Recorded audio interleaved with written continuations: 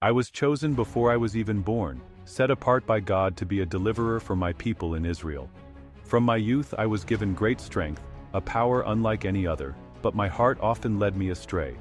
I fought mighty battles, tore down my enemies, and stood alone against the Philistines. Yet, my greatest struggle was not with them, it was within myself. My story is one of triumph and failure, strength and weakness, betrayal and redemption. Watch now, and see for yourself the path that led me to my final stand. In the land of Israel, the people suffered under the oppression of the Philistines. But one night, a woman, barren and without children, was visited by an angel of the Lord with a message of hope. The angel declared that the child was to be a Nazirite, set apart for God. He was never to drink wine, eat anything unclean, or cut his hair, for he would be the one to begin delivering Israel from the Philistines. The woman ran to tell her husband Manoah. Overcome with wonder, he prayed for the angel to return and teach them how to raise the child. God heard his prayer and sent the angel again. Manoah, still uncertain, asked the angel his name, but the angel replied, "Why do you ask my name? It is beyond understanding." Then, as Manoah offered a sacrifice, flames rose from the altar, and the angel ascended into the fire, vanishing before their eyes. In time, the woman bore a son and named him Samson. As he grew, the Spirit of the Lord began to stir within him, marking him for the destiny he would one day fulfill. From an early age, Samson displayed incredible strength, unlike anything seen before. The power of God was upon him, setting him apart as Israel's defender. One day, Samson traveled to Timnah, where he saw a Philistine woman. Though his parents objected, he insisted, for he was drawn to her. During the wedding feast, Samson challenged the Philistines with a riddle. Out of the eater, something to eat; out of the strong, something sweet. If they could solve it, he would give them 30 fine garments. The Philistines, unable to solve the riddle, pressured Samson's wife to betray him. She wept and pleaded until he told her the answer. She quickly revealed it to her people. When Samson learned he had been deceived, his fury burned hot. He stormed out, struck down 30 Philistine men, and took their garments to pay the wager. Then he left in anger, his bride given to another. When Samson returned to claim his wife, he found that her father had given her to another man. Enraged, Samson plotted his revenge. In his fury, Samson captured 300 foxes, tied their tails together with torches, and released them into the Philistines' fields, burning their crops to the ground. When the Philistines saw what Samson had done, they took revenge by burning his wife and her father's house. The cycle of vengeance had begun. Seeing his wife killed, Samson struck down many Philistines and then fled to a cave in the rock of Etam to hide.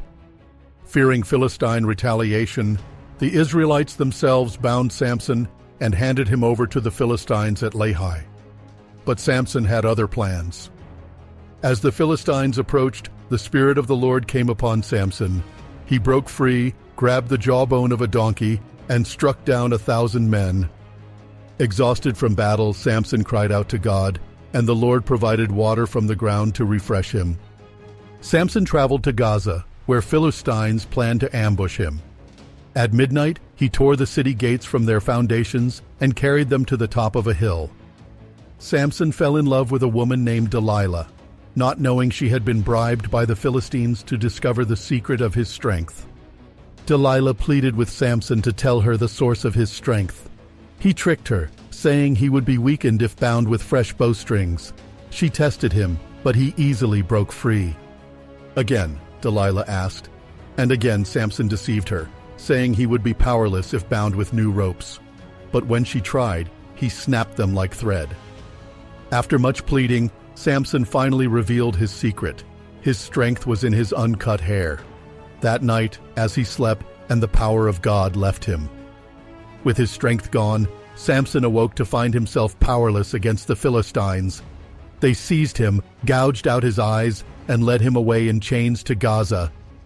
Samson, once the mightiest warrior of Israel, now toiled as a prisoner, grinding grain like a beast. Yet, in the darkness, something miraculous was happening. His hair began to grow back. The Philistine rulers gathered in the temple of Dagon, their false god, to celebrate Samson's defeat.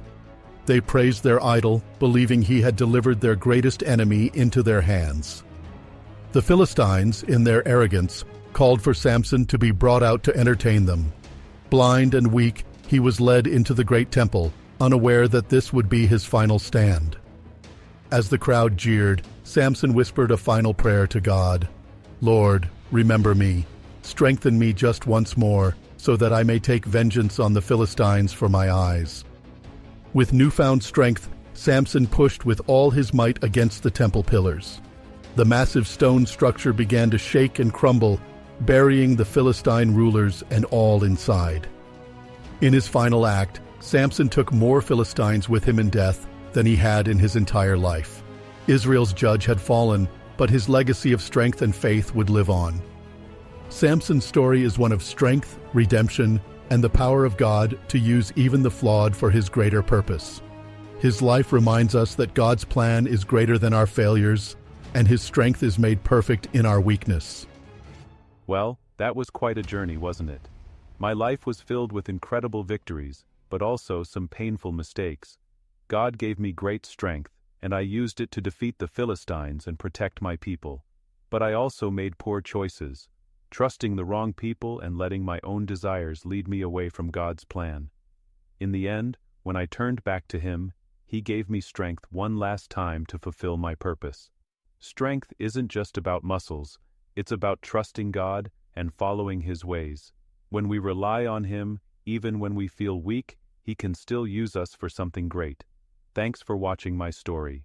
Remember, God has a purpose for each of us. Stay strong, stay faithful, and always trust in Him.